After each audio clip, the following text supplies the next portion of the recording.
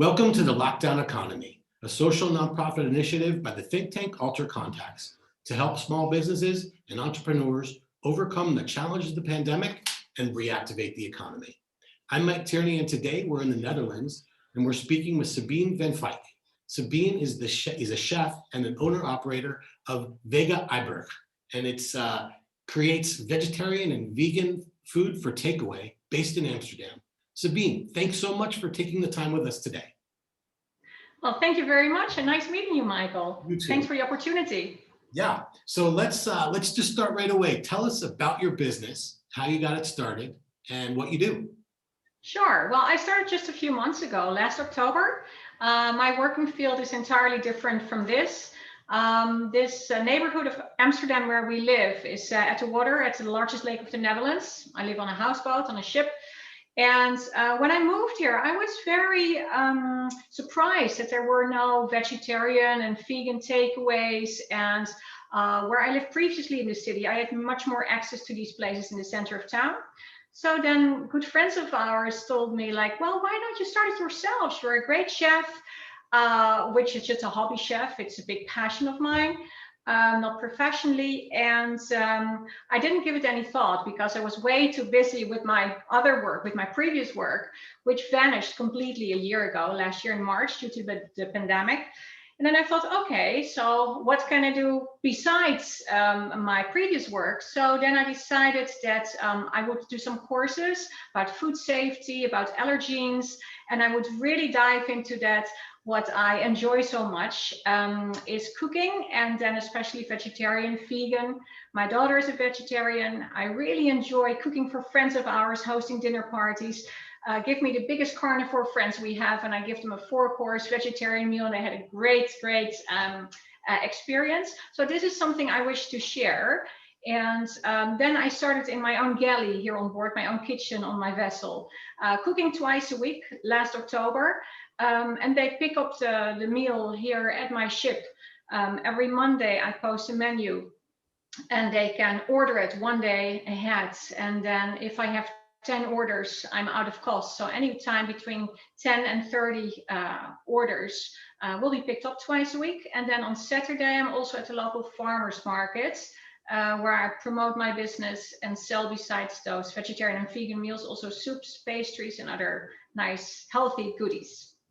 So what challenges did you face when you went from idea to inspiration to implementation? And what obstacles did you overcome? Whether it be getting any kind of licenses from the city or getting the takeaway material to put the food in and all that stuff. Yeah, there were quite some obstacles. I was never an entrepreneur before, really.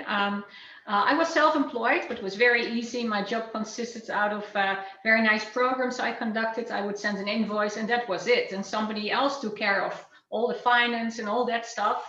And now I had to do everything myself. First of all, I had to find nice recipes. Then I had to make sure that people knew I was here. So I had to make flyers. I went to lots of areas in my new neighborhood to go flyering. I had to set up a bookkeeping. I had to get big pots and pans. I really didn't know how it would be to cook 30 meals because I was used for my family to make just 4 meals, or when we would have friends, it would be 8 or maximum 10. So it was time consuming, more time consuming than I knew. How do you carry 20 boxes of groceries back home on board of your vessel instead of just 2 bags full? So it was logistics. It was the time I needed. I can't start cooking 2 hours before. Now I have to start cooking in the morning. How do I cool it back? Professional equipment. But most important, how do I inform people that I'm here? So the promotional part, that was quite a challenge. So there were many challenges, which I overcame. I solved most of these. Yeah, so the marketing piece, you said you were using flyers, and I'm sure after kind of a little while, you got help from word of mouth. Exactly. And how did you see your clientele increase from week to week? And did you see progress that helped you push you ahead and keep your motivation and positivity? Yeah, exactly. Well, how it started basically is that by the beginning of October, I made 2 test weeks. So I invited just people I knew here, neighbors, friends of friends who lived in this area. And then I would give them a questionnaire after they would pick up their meal against a reduced price. And then I would ask them many questions like, how do you rate this meal? How is the size? How is the price? How is the taste? What did you miss? Do you have any suggestions? So that's the first 2 weeks of October, how I got my information. And then slowly but surely, indeed, word of mouth and my flyering action, so putting flyers in people's mailboxes, that gave me more clients. And those clients sometimes had funny requests where I didn't really know how to deal with, like, yeah, I see it's a spicy curry, but we have children as well. Would you put some extra coconut milk through it? And I think, well, you know, I'm not a restaurant. It's not that I serve you this and the other one that. So lots of different challenges.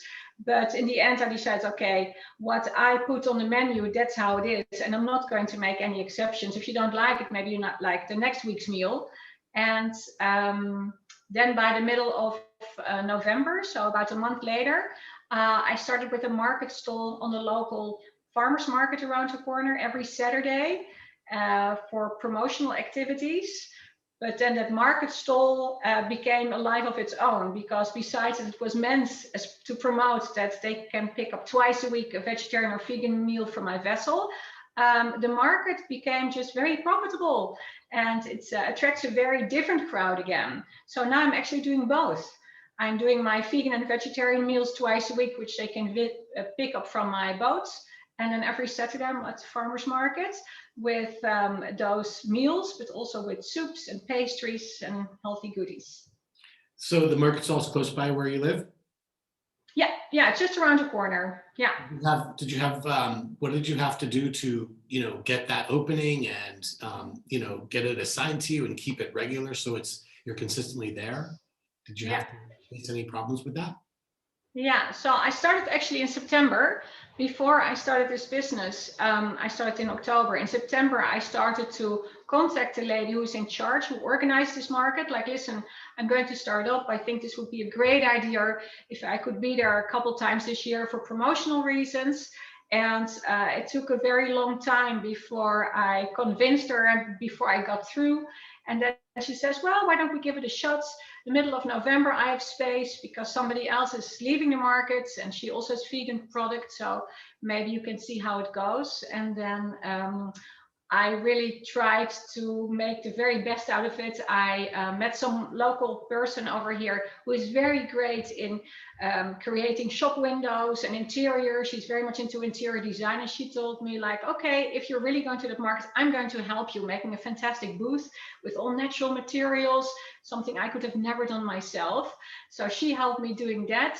Somebody else helped me to get all recyclable materials for my market booth and nice boxes.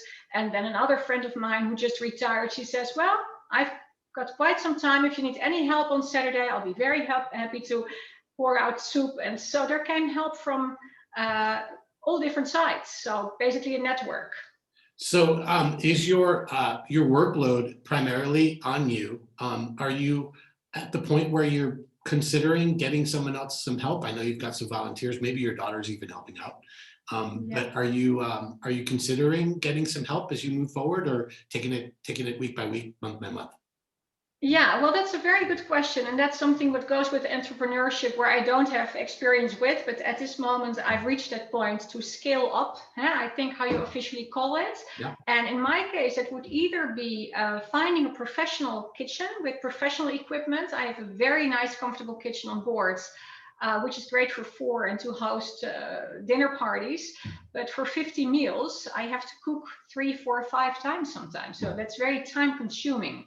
So besides that, a friend of mine is kind enough every week to help me cutting vegetables and everything. I think it might speed up things if I would have a larger kitchen, but that would cost money. Or that I will hire people to be with me in my own kitchen or in their own homes if they wish to cut vegetables for me. So I'm really at that point now, like, okay, the demand here in this neighborhood is actually larger than what I have to offer. they do appreciate it. Everything is homemade, it's fresh, I buy the vegetables with these hands, and with these hands I wash them, I cut them, I prepare the meal myself. Nothing comes out of bags, nothing is artificial. But yeah, at this moment, the requests are bigger than I can accept. So Yeah. I'm indeed at that point right now to scale up or not. So if I scale up, I can at least the request is there, then I can service to the demands.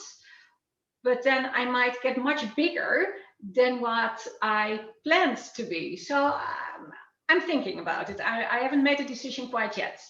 Yeah, I spoke with a woman who makes bagels in Rotterdam, and she uses a model where she's using a shared kitchen with other entrepreneur chefs, and some of them make cookies, some of them make bread. She makes bagels, and they all have, so they're sharing the cost of the rent, and they're sharing the dishwashing facilities, but they have their own separate commissary areas that is all in one building. And not only does it give them a chance to defray some of the costs of their expenses, but just the idea of having entrepreneurs in your same, going in the same direction and facing the same challenges, it allows them to bounce ideas off each other as they're cooking their meals. And she's had a really good role with that. So that sounds very nice. That sounds very nice. Like a kitchen on your ship, it cannot be. There's a time, every time you're on a boat, there's some size issues because there's just not a lot of space for stuff. Correct. So my next question for you is: you mentioned earlier that you had a chance? It sounds like you're really good at networking with folks that have some knowledge since you're new to this. What have you done strategy-wise to explore other folks in your business, what they're doing, getting ideas, networking, and even maybe getting ideas from your customers that you find that is an idea I'd like to implement and go forward with? How have you been able to manage and leverage that information out there? So I've been looking at websites of people around me who are doing the same thing, like chefs at home, like me. I've been visiting their websites. Some of them I've actually really met because I was just curious, like, how do you do this? And indeed, as you just mentioned, I do inform with my customers. So those who pick up my meals here at my vessel, or those who I meet at my market stall on Saturday, I do ask them for help. Like, okay, I'm very new to this. I'm a new entrepreneur. I have some issues here and there, like to see if I can get something from their network. Maybe they have ideas. So I do try to get my information directly, indeed, from my clients as well. And so what do you think you've been planning for over the coming weeks? I know in this crazy time that we're all living in, it's difficult to plan too far ahead, maybe dangerous, but you want to make sure you're planning. What strategies do you have going forward, say for the next 1 to 2 months going forward? What are you planning on? Well, ironically, when I started my business last October, that was the exact week that all the restaurants closed in the Netherlands. And they haven't been open since. And it's been very dreadful for many of them. Not all restaurants could make the move in opening up for takeaways, which, of course, when they do it, it doesn't give them the money they're used to, but still they remain visible, and they do something with their equipment, with all their possibilities. So I've been lucky at that one point that people can't go out for dinner, but they don't really want to cook themselves, or at least not every day. So I've just been very lucky over there. And the next 1 or 2 months, indeed, I don't plan months ahead, years ahead. I live by today, tomorrow, next week, maybe a week later, and that's about it. I really enjoy the challenge that I make new recipes every time, or I use new recipes every time. So I do have some favorite meals which I repeat every now and then. But most of the recipes I make myself for the very first time. So that is for me a challenge. I like to cater towards the needs and the requests of my clients. The next 1 or 2 months for me will be whether I scale up or not. That is at this moment my biggest challenge. The cooking I do will continue. The clients I have, I think, will continue and maybe even grow. I think the restaurants will still remain closed. However, they speak about terraces who might be open. I don't see it as a competition if the restaurants will open up again, because I think takeaway will be more part of our lifestyle than it was prior to the pandemic or prior to when the restaurants closed. So yeah, my personal challenge in the next 2 months will prove whether I scale up or not. And further on, I keep on cooking and having contact with my clients as I do. And maybe I have to hire some people even, to make everything possible. So what 2 or 3 things would you like help with? If you could raise your hand to the world and say, hey, I need some help over here. What are 2 or 3 things you could use some help with? Yeah, I could use some help with my administration, my bookkeeping. That's a whole different thing. I mean, the reason that I'm easy making contact with my clients, because it is my previous life as a tour director, contacting people, that's no problem. And PR and marketing is also fine, but there are some things I just have to develop myself. So I had a very small bookkeeping of the invoices I sent to the agencies I worked for, and that was about it. And now I have to keep receipts of everything.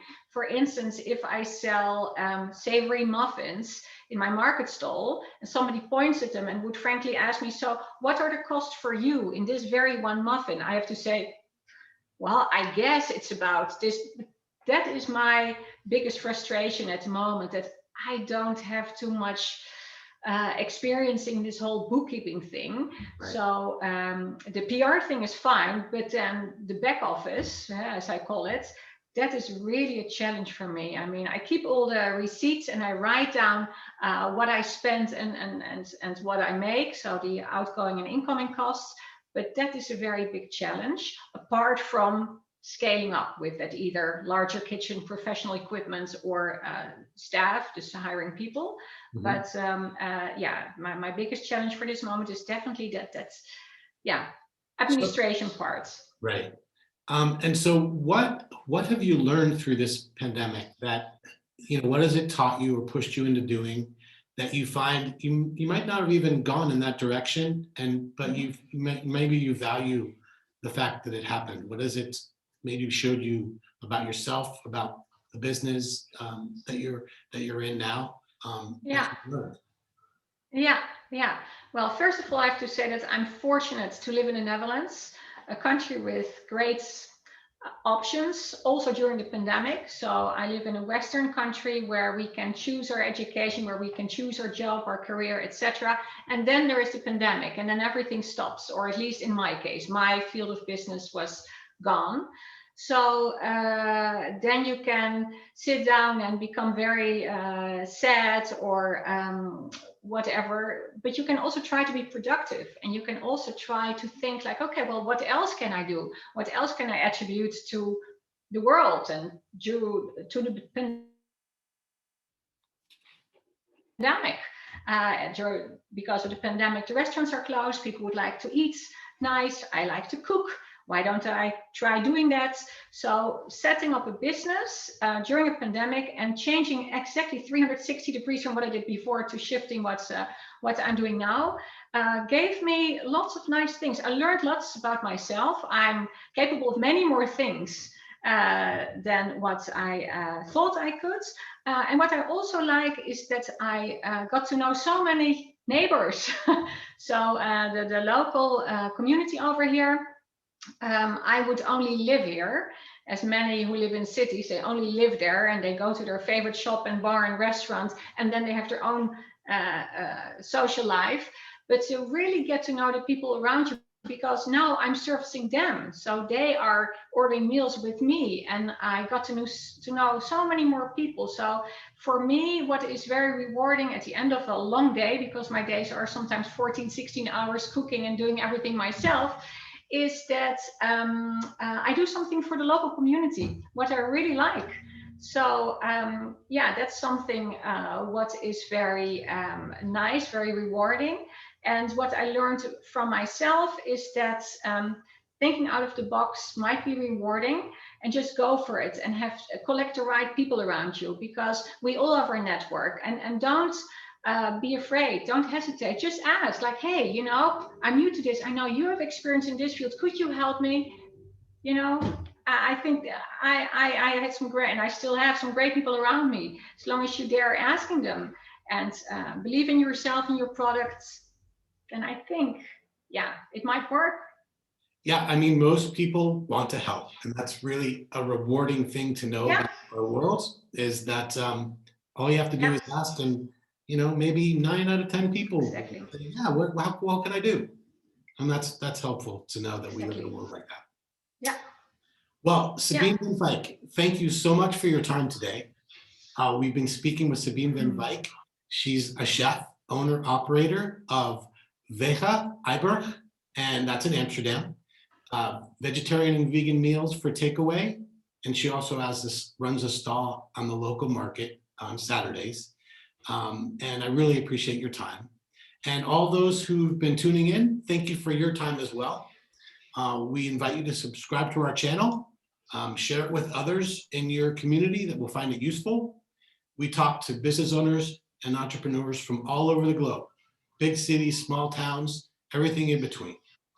I'm Mike Tierney, saying goodbye for now. Stay tuned and stay healthy.